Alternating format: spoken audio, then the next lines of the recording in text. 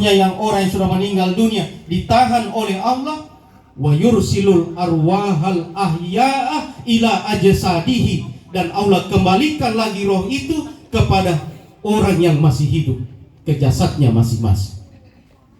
Jadi ayat ini memberikan penegasan sekali lagi bahwa antara kematian dan tidur itu memiliki perbedaan tipis sekali.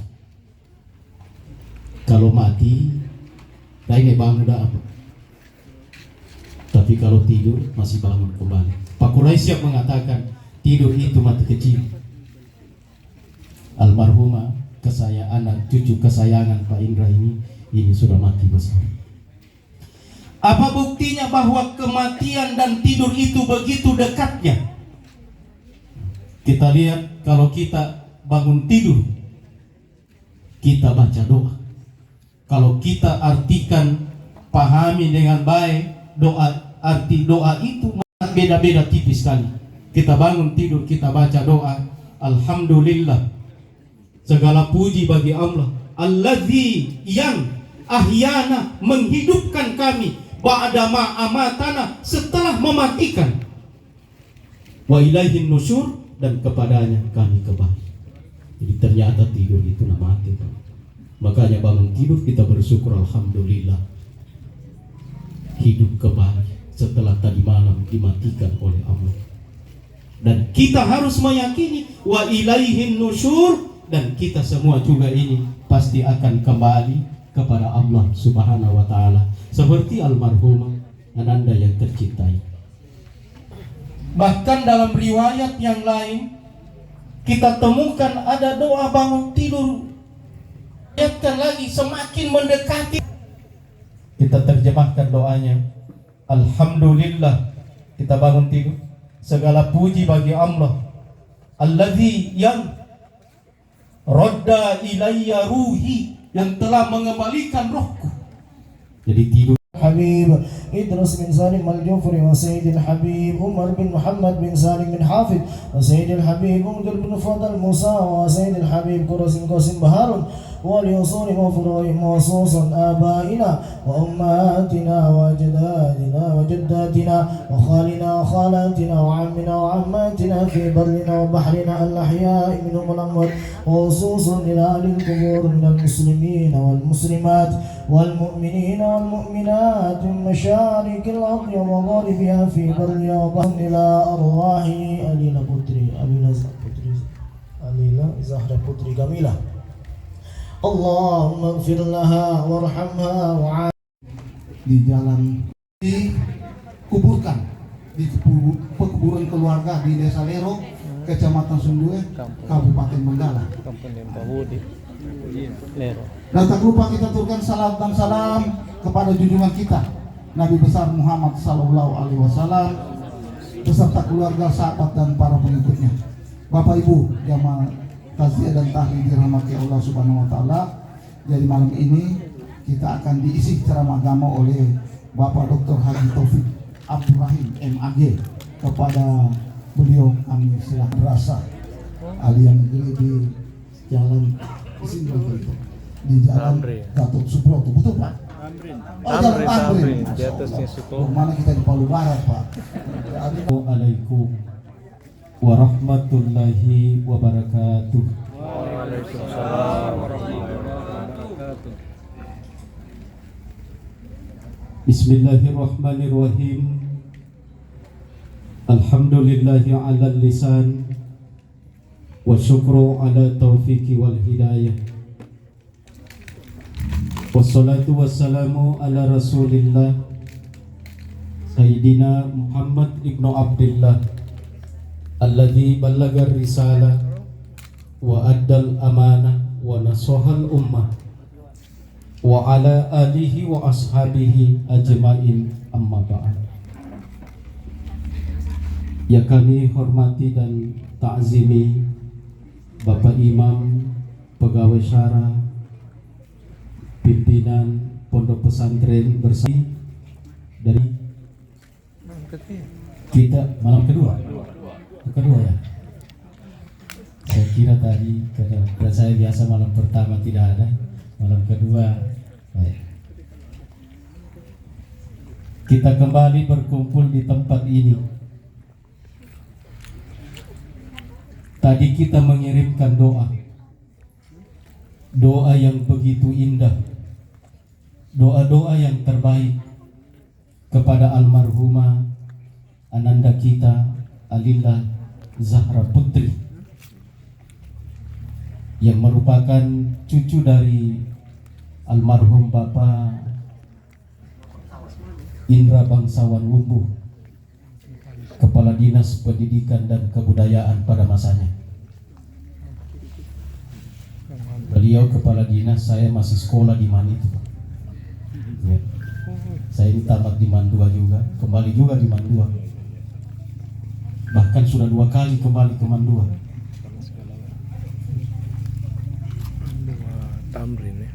Semua ini kita lakukan, kita berkumpul mengirimkan doa karena kita berkeyakinan bahwa antara kita yang masih hidup dengan almarhumah yang sudah meninggal dunia dan orang-orang yang sudah meninggal dunia itu masih memiliki hubungan, dan hubungan itu tidak putus.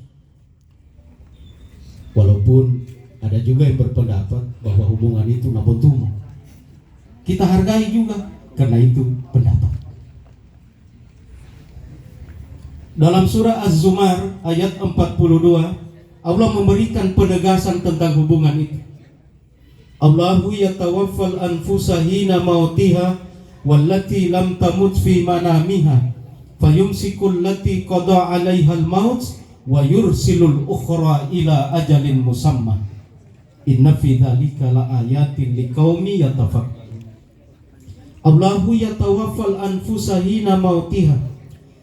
Allah yang memegang roh seseorang yang sudah dikehendaki kematiannya. Wallati lam tamut fi manamiha, dan juga Allah sudah memegang roh seseorang itu yang belum dikehendaki kematiannya. Siapa itu yang belum dikehendaki kematiannya tapi sudah dipegang rohnya oleh Allah? Fi manamiha, itulah orang yang dalam kondisi tidur. Jadi tidur itu sebenarnya, saya tidak menakut-nakuti, beda-beda tipis dengan kematian. Bagi orang yang sudah ditetapkan kematiannya, dikehendaki kematiannya oleh Allah, fayumsikul lati qada 'alaihal maut, maka roh yang ada dalam genggaman kekuasaan Allah itu Allah sudah tahan. Jadi kalau sudah ditahan oleh Allah, itu roh yang dalam kekuasaannya, sudah ada pengumuman subuh-subuh itu, atau sudah ada bendera putih itu, karena roh tadi itu sudah ditahan oleh Allah. Tapi bagi orang yang masih diberikan umur panjang, belum dikehendaki kematiannya, wa yursilul ukhra ila ajalin musamma. Yursilu, Allah kirimkan kembali roh yang tadi dalam genggaman Allah, dikirim ke Pasekap pula, sehingga Pasekap sehat malamnya. Dikirim ke Pak Imam, semua kita, Pak Haji Rizal, Pak dosen, dikirim kembali. Yursilu, sampai kapan itu? Ila ajalin musamma, sampai ajal yang akan. Kapan itu ajal yang ditentukan itu tidak satupun yang mengetahui. Ayat ini ketika ditafsirkan Thalib, ini penafsiran tertua, maka Ali bin Abi Thalib mengatakan, innal arwahal amwata wal ahya'a taltaqi fi manamiha. Sesungguhnya rohnya orang yang masih hidup dengan rohnya orang yang sudah meninggal dunia, taltaqi, itu masih ada hubungan. Di mana hubungannya? Fi manamiha, terkadang dalam tidur mimpi. Biasa kita nih pangipita, Pak, kita mimpi orang tua kita, kakek kita, itu ada hubungan itu. Kata Ali bin Abi Thalib, fatata'arafu masya'allahu laha, terjadi komunikasi itu, panjangkah, lamakah, terjadi komunikasi. Kita berdoa bersyukur. Segala puji bagi Allah. Radda ilayya ruhi, mengembalikan lagi roh. Wa afani fi jasadi, menyehatkan kembali fisikku, badanku. Jadi kita bangun tidur, kita bersyukur, alhamdulillah, roh kembali, kemudian badan kita sehat. Tapi Pak Seko, dari abun ini bangun atau lupa na tenggolongo, bengkol leher bangun tidur. Apa pengunita di Pantai Barat? Salah apa itu? Nah, salah Luna, salah Bantang. Apa salahnya Bantang? Dan hebatnya itu salah Bantang, Pak, obatnya dipukul ulang dengan bantal dan harus dikasih kaget, Pak. Itu sembuh, itu sugestinya. Jadi kalau ada dokter malam ini, mohon maaf, Pak, lumpuh ilmu kedokteran dia bikin itu. Atau biar kami bawa dia Ustadz Rudi di sini. Ada tempat terapi depan UIN ini. Di Samudra ya, belakang Damri. Kita bilang ala bantal ini. Pastor Rudi bilang kasih kaget juga Boban Luna. Dipukul kembali dengan bantal. Jadi kita bangun, kita sehat. Tidak ada bengkol leher, tidak ada juga kram-kram. Lanjutan doa itu mengatakan wa azina li bidzikri, dan mengizinkan kembali untuk segera mengingat kepada Allah. Jadi kita bangun subuh, kita berdoa, roh kita kembali, kita sehat, dan Allah mengizinkan kembali untuk segera mengingat kepada Allah. Karena kalau tidak, Pak, notarhi masih ditarik lagi selimut, ditutup lagi telinga. Tapi kita bersyukur begitu bangun subuh 4:30, langsung kita bangun, kemudian segera mengingat Allah, kita berwudu untuk mengikuti apa itu Pak Haji Rizal, subuh berkah. Ya, subuh ada dua itu, majelis subuh, Gerakan subuh berkah. gerakan subuh berkah, majelis subuh berkah. Jadi Allah izinkan kembali.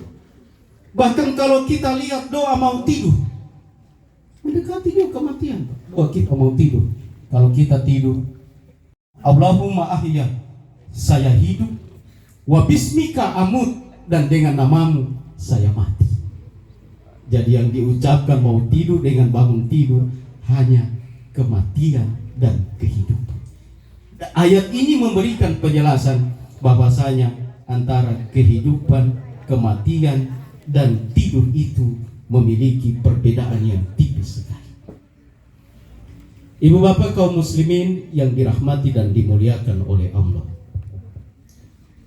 Ketika para sahabat itu sedang duduk-duduk bersama Nabi malam seperti ini, para sahabat itu menyaksikan, melihat keadaan bulan yang ada di langit. Sahabat memperhatikan itu bulan awalnya tidak ada, tidak nampak, najitaka bulan. Kemudian berganti malam, muncul bulan kecil, bulan sabit. Kemudian terus diperhatikan, membesar, berjalan waktu, semakin besar, besar lagi, kemudian menjadi sempurna, disebut bulan purnama.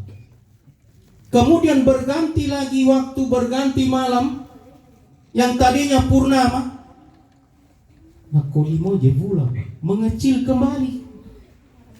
Dan setelah itu berganti malam, hilang, tidak kelihatan. Maka para sahabat bertanya kepada Nabi, ya Rasul, kami perhatikan setiap malam terjadi perubahan-perubahan pada bulan itu. Kenapa itu ya Rasul? Maka pertanyaan sahabat ini dijawab langsung oleh Allah dalam Al-Quran, surah Al-Baqarah ayat 189. Yas'alunaka 'anil ahillati. Mereka bertanya kepadamu, wahai Nabi Muhammad, tentang ahillati, keadaan bulan yang ada di langit itu. Kul, maka jawab wahai Nabi Muhammad, hiya mawaqitu linnasi wal hajj. Sesungguhnya perubahan-perubahan bulan, sesungguhnya itu mawaqitu linnas. Itulah contoh perjalanan waktu usia manusia. Pelaksanaan ibadah haji. Jadi perjalanan waktu-waktu kita di dunia ini, fase-fase kehidupan kita, tahapan kehidupan kehidupan kita ini sama seperti bulan yang ada di langit itu. Awalnya kita tidak ada, Pak. Kita masih berada di alam roh, kemudian pindah di alam rahim, tidak nampak kita, Pak. Dari alam rahim ibu kurang lebih 9 bulan 10 hari kita berada di perut ibu. Namanya alamul arham, alam rahim. Nama Allah diberikan begitu nama yang bagus. Tempat kita di perut ibu itu nama Allah Rahim, Ar-Rahim, penyayang. Kenapa tempat itu disebut dengan Rahim? Karena kalau kita ditanya bagaimana kasih sayang Allah kepada makhluknya, maka tidak ada yang bisa menjawab dengan sempurna. Maka Allah mengatakan, kalau mau lihat kasih sayangku kepada makhlukku, maka lihatlah kasih sayang seorang ibu kepada anaknya, apalagi ketika anaknya di alam rahim.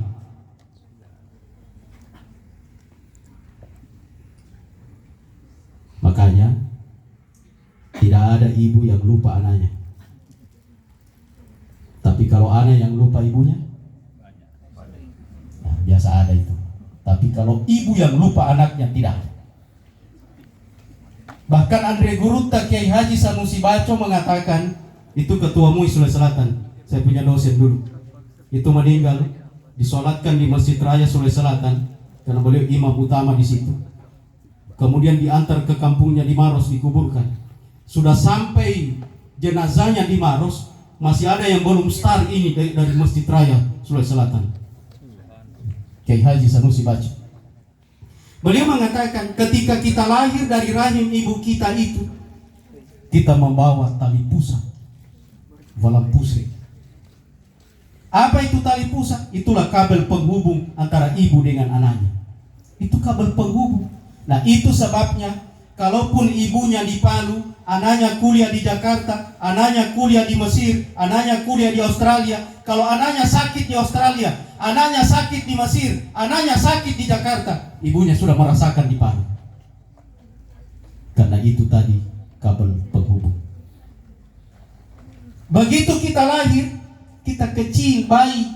Ibarat bulan tadi itu, Pak, bulan sabit, kita masih bayi.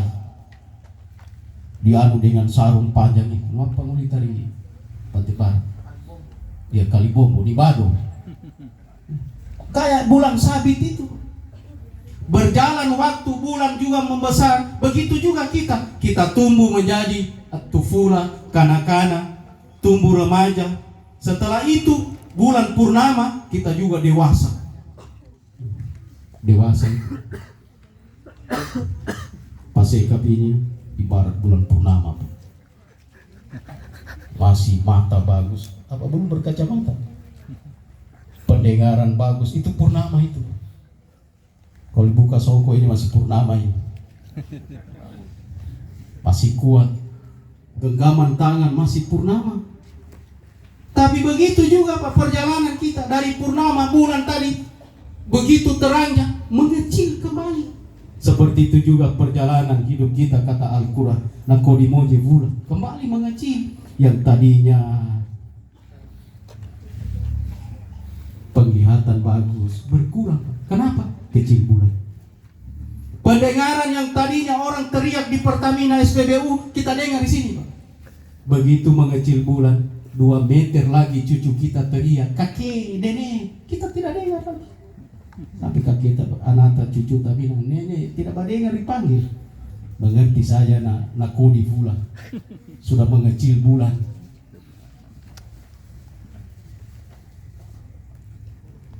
Ingatan kita yang dulu satu kali dibaca, ya palamu. Sekarang kunci motor di kantor dicari kemana-mana. Berkurang ingatan. Dan itu disebutkan dalam surah Yasin ayat 68.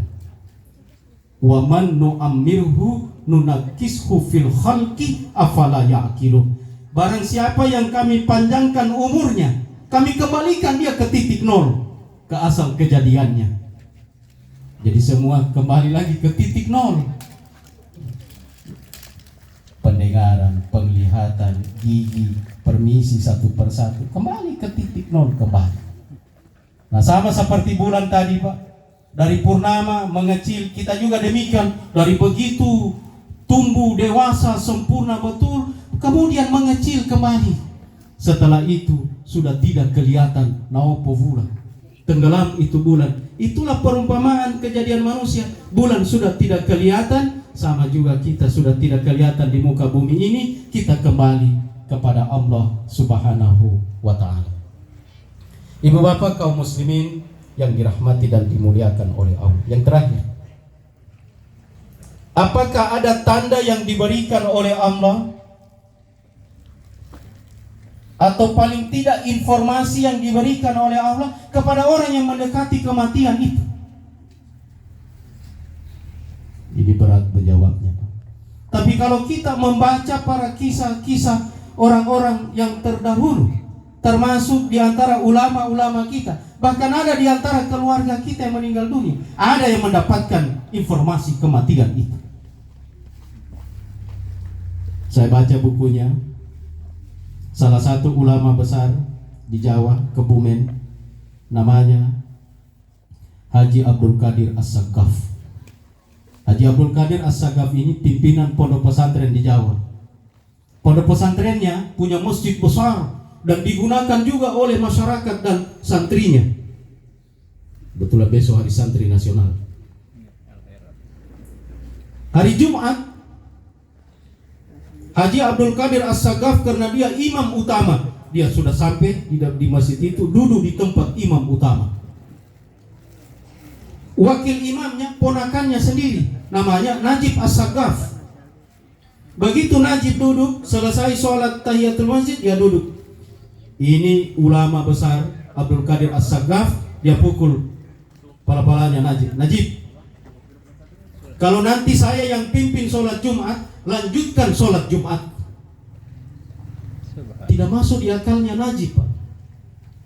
Jadi informasi kematian itu kalau disampaikan kepada yang masih hidup, baru kita biasa mengatakan, oh, seperti itu. Jadi Najib ini tidak ada masuk di akalnya.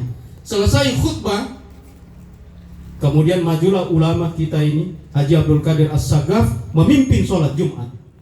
Allahu Akbar. Rakaat pertama selesai. Rakaat kedua, begitu sujud terakhir, ulama kita ini Najib Abdul Qadir As-Sagaf ini tidak bangun-bangun, sampai dengan batas waktu yang sudah tidak normal ini. Barulah teringat ponakannya Najib As-Sagaf sebagai wakil imam, lanjutkan sholat Jumat. Baru dia mengambil alih kepemimpinan sholat Jumat. Dia yang mengambil alih. Allahu Akbar, bangun. Kemudian tahiyat, salam ke kanan, salam ke kiri. Setelah itu dilihat, nah pola sudah meninggal ini Haji Abdul Qadir As-Sagaf.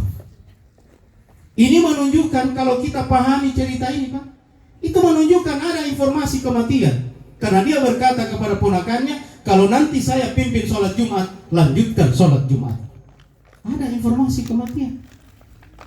Yang kedua, yang bisa kita ambil hikmahnya dari cerita Haji Abdul Qadir As-Sagaf ini adalah tidak boleh sembarang di belakang imam. Jadi di belakang imam itu orang yang juga paling tidak tahu fikih tentang imam, supaya kalau setidaknya imam, tapi Pak Haji Asri, jangan takut Pak, siapa tahu tidak meninggal Pak, keluar angin sementara pimpin sholat, kamu harus bergeser. Yang di belakang imam harus tahu tata caranya bagaimana menjadi PLT. Bukan PLT lagi, ambil alih. PLT pasti kan, ambil alih lagi Pak. Makanya di belakang imam tidak boleh sembarang. Makanya orang-orang tua kita dulu kalau ada anak kecil di belakang minggir nah. Karena siapa tahu imam keluar angin dari belakang Pak, dia harus bergeser. Dia harus tahu tata cara fikih tentang apabila imam usul. Jadi ada informasi kematian. Yang terakhir, saya baca lagi, ada salah satu ulama kita yang juga di Jawa. Awalnya dia tinggal di Jeddah, lama tinggal di Jeddah. Gelombang 2 kita turun di Jeddah 2023 Pak. Baik Pak Haji Rizal juga. Operasi di rumah sakit Jeddah. Dilakukan operasi karena ada tumor yang tumbuh di perut. Maka gagal operasinya. Dia minta pulangkan saja ke kampung halaman di Jawa. Maka diizinkan oleh anak-anaknya, kita pulang saja. Kita tinggalkan usaha kita di Jeddah. Sampai di Jawa, di pondok pesantrennya, dirawatlah dia di rumahnya. Hari Jumat, dia sampaikan kepada istrinya, panggilannya kalau di Jawa, istri ibu nyai, Pak Kiai, panggilannya istrinya ibu nyai. Ibu nyai, bersihkan badanku dan pakaikan baju gamis yang bersih, warna putih. Permintaan pertama. Permintaan yang kedua, angkat ranjang saya ini disorong supaya menghadap ke kiblat. Dan permintaan yang ketiga, telepon semua anak-anakmu supaya berkumpul habis sholat Jumat. Karena habis sholat Jumat sebentar ini ada tamuku yang datang. Nah, ini ibunya, Pak. Tidak masuk di akalnya itu dibilang tamu yang mau datang.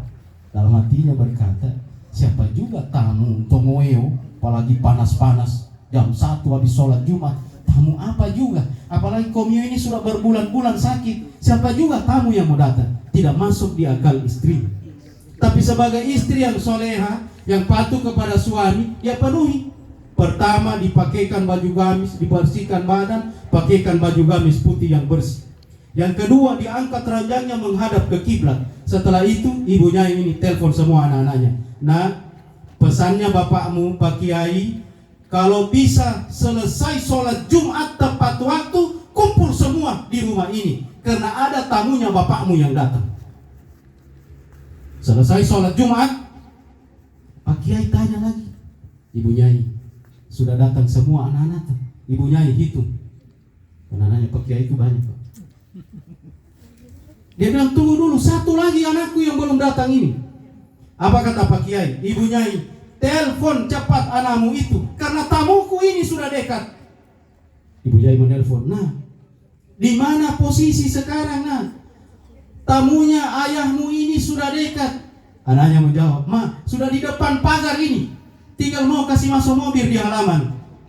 Kemudian Ibu Nyai berbisik di telinganya Pak Kiai. Pak Kiai, satu anaknya yang kita tunggu, alhamdulillah mobilnya sudah masuk di halaman.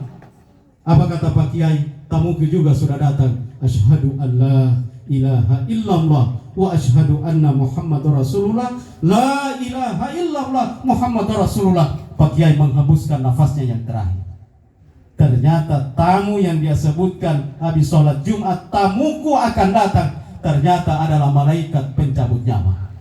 Itu artinya ada informasi kematian. Oleh karena itu, kita berusaha bagaimana juga kita bisa mendapatkan informasi paling tidak tanda-tanda kematian yang diberikan oleh Allah. Wallahu musta'an. Assalamualaikum warahmatullahi wabarakatuh. Waalaikumsalam warahmatullahi wabarakatuh.